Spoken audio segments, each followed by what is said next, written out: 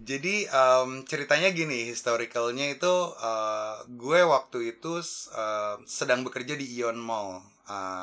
Waktu itu Hmm, Ion Mall itu baru aja buka. Jadi gue udah setahun nih ceritanya. hmm, Gue yang prep pembukaan si Ion Mall sampai akhirnya grand opening itu basically marketing plan-nya, kemudian eventnya itu gue dan tim hmm, yang bantu set up waktu itu gitu, dan ternyata hasilnya hmm, heboh gitu. At the same hmm, time, sebenarnya ini agak klise sih, karena gue kan tinggal di Bekasi ya. Ion Mall BSD hmm, City itu di Tangerang gitu. Itu melewati dua hmm. provinsi, tiga provinsi.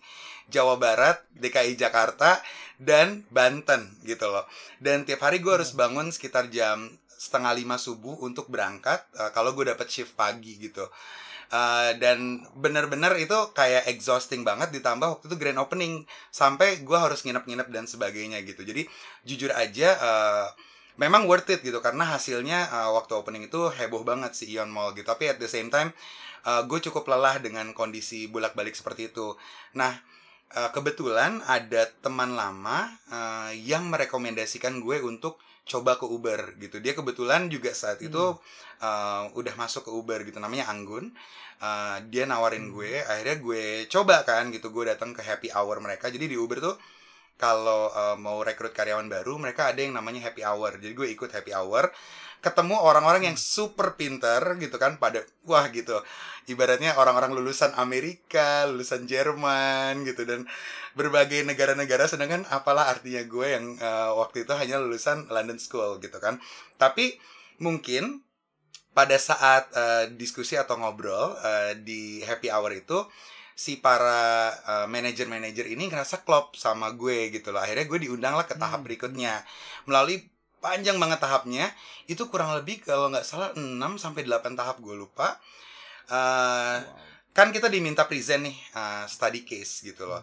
Dan gue jadi orang kan jujur banget ya, maksudnya banyak hmm, orang yang bikin gimmick-gimmick yang mungkin heboh gitu, yang kayak misalnya hmm, gimmick tentang campaign helikopter, campaign artis, apalah gitu ya.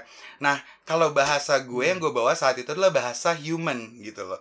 So basically, waktu itu hmm, yang gue introduce ke Uber adalah bagaimana hubungan manusia melalui PR konteks itu bisa apa namanya dilakukan untuk Uber di Indonesia. Dan ternyata hmm, menurut orang-orang ide gue itu satu-satunya, nggak ada yang bikin ide tentang itu. Jadi salah satu yang gue bawa ide CSR dan hmm, lain-lain kayak gitulah.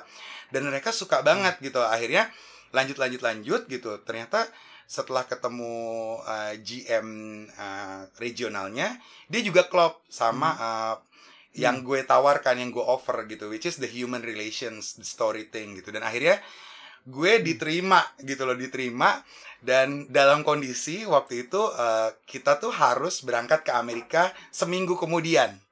Jadi bayangin, gue harus membuat keputusan yang bisa dibilang tidak disukai oleh kedua belah pihak, tapi gue akhirnya memutuskan nekat. Karena waktu itu gue sebenarnya gue pernah ke Amerika, tapi kapan lagi gue ke hmm, Amerika ikut conference-nya Uber gitu. Akhirnya gue mutusin untuk berkorban. hmm, Saat itu jujur aja, value gue di perusahaan lama gue tuh agak kurang bagus, karena gue ninggalin hmm, mereka hmm, tanpa one man notice gitu. Tapi akhirnya ya udah, hmm, keputusan itu gue ambil karena untuk karir gue. Dan itulah ceritanya gimana gue akhirnya bisa masuk di Uber. Dan di Uber sendiri berbeda sama marketing manager yang lain yang cenderung ke acquisition dan lain-lain.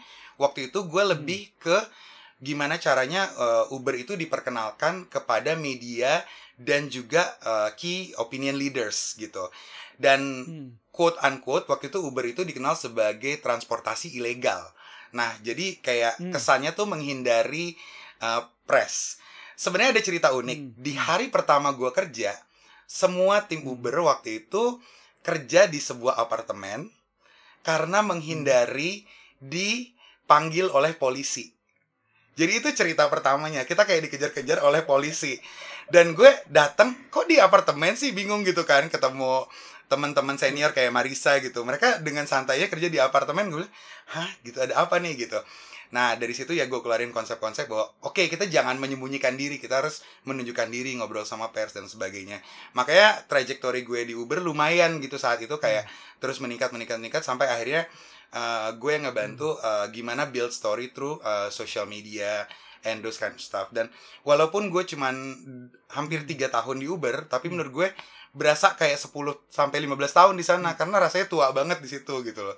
Walaupun kita kerja keras, kerja sampai jam 4 subuh dan sebagainya, tapi gue bener-bener loving the experience. Dan menurut gue itu salah satu pengalaman terbaik di karir gue sih. Jadi it really defines me as a professional waktu di Uber gitu. Wow, interesting banget ya gitu.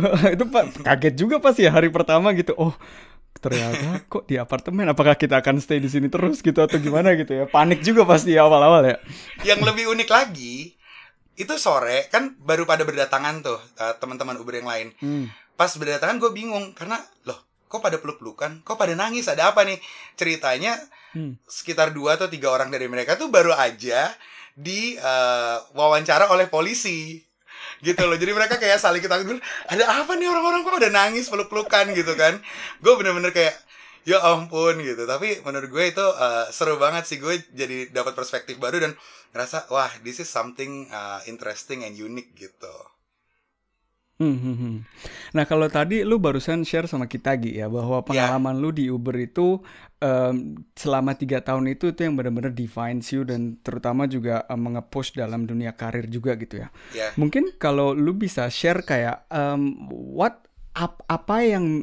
hal apa yang lu dapat gitu ya, yang bisa lu asah secara sadar atau tidak sadar di dalam 3 tahun itu. Jadi nilai apa yang lu dapatkan dan apa juga yang apakah menurut lu hal-hal tersebut hanya bisa didapatkan di perusahaan kayak seperti Uber atau itu juga ada kesempatan untuk mendapatkan atau mempelajari nilai-nilai tersebut juga di perusahaan-perusahaan lain gitu. Oke, jadi sebenarnya hal utama yang gue dapetin dari Uber itu adalah the spirit of hustling. Waktu itu Uber tuh belum gede di Indonesia tuh. Uber ya itu aku bilang kayak perusahaan transportasi ilegal katanya, padahal kan perusahaan teknologi ya gitu. Dulu nggak ada yang tahu bahwa Uber tuh perusahaan teknologi gitu. Nah saat itu bentuk hustling gue adalah gimana caranya kita mau menunjukkan wajah ke teman-teman di seluruh Indonesia gitu kan. Ide pertama lewat media, ide kedua lewat influencer gitu. Gue punya kenal-kenal media dari pengalaman sebelumnya, tapi kan ini berbeda ya. Sebelumnya gue di retail, dan retail itu dari Jepang yang terkenal namanya tuh Indah gitu. Sedangkan ini penuh dengan kontroversi gitu. Nah jadi waktu itu hustling yang gue lakukan adalah gue kontakin orang-orang media satu persatu untuk bisa kayak bikin one-on-one interview tentang si Uber ini gitu. At the same time, gue juga kontak-kontakin para KOL untuk ngasih tahu bahwa hey, ada produk baru nih namanya Uber. Kamu mau nggak coba untuk pertama kalinya gitu. Dan kebetulan nih, entah kenapa gitu kayak resonates. Emang nggak banyak sih dulu, kayak mulai dari kecil-kecil gitu. Dulu influencernya belum gede gitu kan. Dan juga media-medianya juga mungkin masih banyak yang ragu-ragu. Tapi akhirnya berhasil juga gitu. Ternyata dengan gue coba satu persatu, ternyata pada bersedia untuk open up dan hear the story about Uber gitu. Nah jadi yang gue belajar adalah segede apapun brand lo, sekecil apapun brand lo, kalau lo mau reach out ke people dengan cara yang baik dan juga introduction yang bisa mereka terima, itu mereka bisa dengan senang hati mau bekerja sama dengan lo gitu waktu itu gitu loh. Dan ternyata waktu itu media pertama yang gue dapet kebetulan adalah media terbesar di Indonesia saat itu gitu. Dan influencer semakin berkembangnya waktu itu satu influencer besar yang sekarang gede banget gitu, YouTuber namanya Arif Muhammad, itu ngebantuin gue banget. Itu akhirnya dari dia ngebantuin gue di Uber sampai akhirnya banyak influencer yang reach out ke gue karena ngelihat si Arif ini gitu. Jadi memang kalau kita berusaha secara keras, tekun, tanpa tanpa rasa ragu, walaupun ditolak-tolakin gitu, pada akhirnya akan ada sih 1-2 yang akan ngebantu kita dan mungkin nantinya akan ngebikin kita jauh lebih besar. Jadi itu yang gue belajar di Uber gitu. Jadi nggak semuanya itu harus pakai budget dan everything. Jadi the spirit of hustling, trying, contacting people, itu yang benar-benar gue kayak belajar banget waktu di situ. Dan talking about this spirit, apakah ini juga bisa kita pelajarin dari perusahaan lain? Tentunya banyak perusahaan yang memiliki spirit seperti ini, bisa gitu. Tapi memang tidak semua perusahaan jujur aja memiliki spirit yang sama gitu. Dan memang kenyataan ini tidak bisa kita ketahui sebelum kita kecemplung gitu. Dan di Uber kan waktu itu spiritnya adalah kita yang bikin gitu. Jadi bikin aja gitu. Dan di awal kita tuh tidak terlalu banyak kayak harus approval gini, harus approval gitu. Intinya adalah bikin, kalau berhasil itu akan menunjukkan value gitu, atau menunjukkan angka di situ gitu. Nah, sayangnya sekarang tuh banyak banget perusahaan yang kayak dari awal udah kayak mematok harus kayak gini, harus kayak gitu, nggak boleh ini, nggak boleh itu gitu loh. Nah, itu yang bikin limit bagi kita sebagai seorang profesional untuk berkembang gitu. Tapi memang tidak semua perusahaan seperti itu. Banyak gue lihat di luar sana, perusahaan kecil, sedang maupun yang besar, yang masih punya spirit bahwa you just do it, and if it work, it work. If it doesn't work, it will be a learning for you. Kayak gitu sih. Jadi yang paling penting saat kita memang mau masuk ke suatu perusahaan, kita ketahui dulu nih culture perusahaan itu seperti apa. Kalau nanti kita udah masuk itu cocok atau enggak, itu urusan belakang gitu. Tapi paling enggak di depan kita udah riset yang baik tentang perusahaan itu sih gitu.